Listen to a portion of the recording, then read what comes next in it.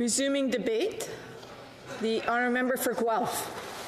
Thank you, Madam Speaker. I'm rising today to speak in support of Bill C-83. The role of our corrections system is to keep Canadians safe by managing people who have received criminal sentences of 2 years or more. In most cases, that involves preparing them for safe and successful reintegration into our communities, and that's obviously a very difficult task.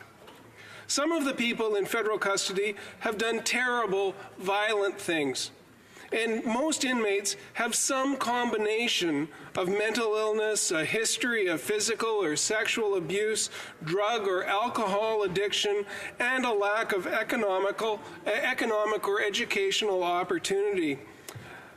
Getting them to where they can return to a society and live safe, productive, law-abiding lives involves interventions to deal with all of those factors. That includes mental health care, education, skills training, substance abuse treatment, rehabilitative programs, and the guidance of elders and chaplains. However, that work can only happen in a safe environment. When an inmate poses a security risk, they may have to be temporarily separated from the rest of the institution.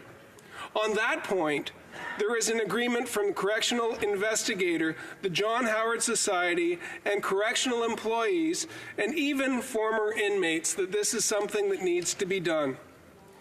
The problem is that our existing system for doing that, administrative segregation, separates inmates not only from the rest of the prison population, but also from the interventions that could address the factors that cause them to be a security risk in the first place.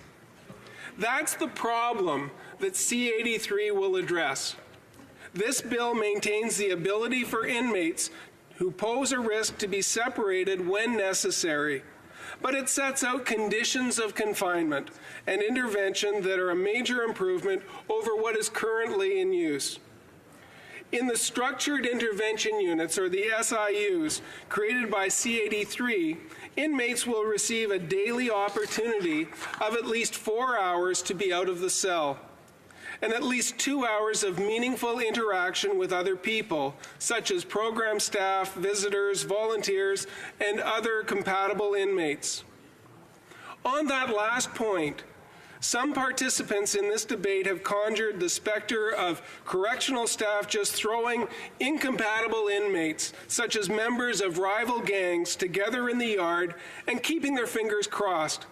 Of course, that won't happen and wouldn't happen with the professional staff that we have at Corrections Canada. What we're talking about is a situation where out of maybe 7 or 8 inmates in the SIU, 2 of them get along and so might be allowed to have lunch together. To allow for meals or yard time to happen in small groups, or for rehabilitative programs to be provided one-on-one or in small groups, the Correctional Service will need to have new resources, including to hire new staff and make adjustments to the infrastructure. That's why the fall economic statement has included $448 million over 6 years for the implementation of this bill, $300 million going towards staff and infrastructure. As set out in the breakdown the government provided to the Public Safety Committee in November, that includes this funding as well as $150 million towards mental health care. These resources will allow corrections services to meet the ambitious new standards set out by Bill C-83, improving the quality and the accessibility of mental health care and rehabilitation interventions. The whole point is to address the issue that led to a person being separated from the mainstream inmate population in the first place, so that they can safely reintegrate in the community within the institution and eventually the community outside the institution. I hope that's an objective that we all share. Indeed, most of the witnesses at committee who made critiques of the bill did not take issue with this objective. They simply wanted greater assurance that the objective would in fact be met. And since their testimony was heard, amendments have been made in an effort to provide that assurance. And in fact, amendments have been accepted from all parties as we've gone through this legislation, which again is one of the main purposes of committee and a purpose that our government respects. Witnesses worried about the opportunity for time out of the cell that would be provided at unreasonable hours, like in the middle of the night. So the bill has been amended to specify that it must occur between 7 a.m. and 10 p.m. Witnesses also worried that the clause allowing for time out of cell not be provided in exceptional circumstances, that this might be too broad. So the bill has been amended to provide specific examples of the kinds of exceptional circumstances that we're talking about, like fires and natural disasters. Although the bill allows for healthcare providers to recommend that an inmate be removed from the SIU for medical reasons, witnesses worried that wardens might not take these recommendations seriously. So the bill has been amended, with any disagreement between the healthcare provider and the warden can be elevated to a senior committee external to the institution. And also, witnesses express the view that independent external oversight is required to ensure that the SIUs are used appropriately and as a last resort. So the member from Oakville North, Burlington, has proposed an amendment to create an independent oversight mechanism, and the government has announced its support. Earlier this week, these amendments were read into the record at length and are available for all Canadians to see the great work that was done by the member from Oakville North, Burlington. In other words, Madam Speaker, this was a strong bill when it was first introduced, and the parliamentary process has been informed by witnesses and testimony and public debate, and that's made it even stronger.